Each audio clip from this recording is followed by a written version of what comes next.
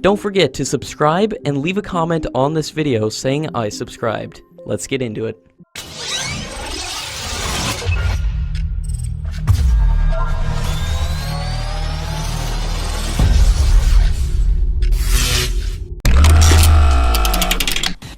According to latest reports, the Indian Air Force is planning to acquire 100 unmanned combat air vehicle by 2030. The developmental agencies have received the initial funding for its Indigenous Unmanned Combat Aerial Vehicle program, and it is going through wind tunnel and scale model development, but it won't be ready for production for another decade. And if there is any considerable delays in the program, then the Indian Air Force is open to acquiring the unmanned combat air vehicles from foreign manufacturers. Britain and France have initiated a joint unmanned combat air vehicle project, and Russia has also showcased its Hunter unmanned combat air vehicle recently, while US is already working on its X-47B and X-45C program, and China is already developing its Dark Sword unmanned combat aerial vehicle, which will be in active service by 2025. The unmanned combat air vehicle are seen as much more cost-effective, as it costs one-third of the cost of a manned aircraft.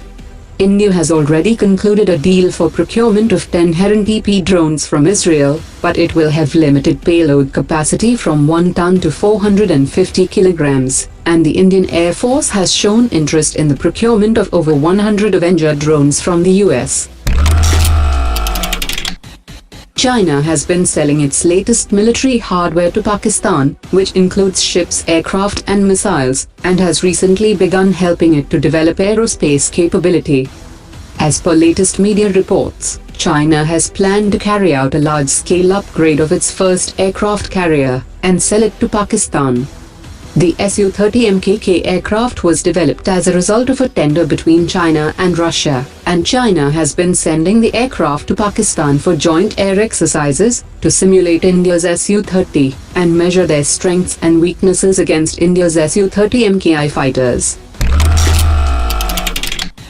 According to latest reports, the Indian Air Force would soon be procuring an indigenously developed fiberglass mats that will enable it to undertake rapid repair of damaged runways. The feasibility study for developing and inducting the fiberglass mat has been completed, and technical specifications and other qualitative requirements are in the process of being finalized.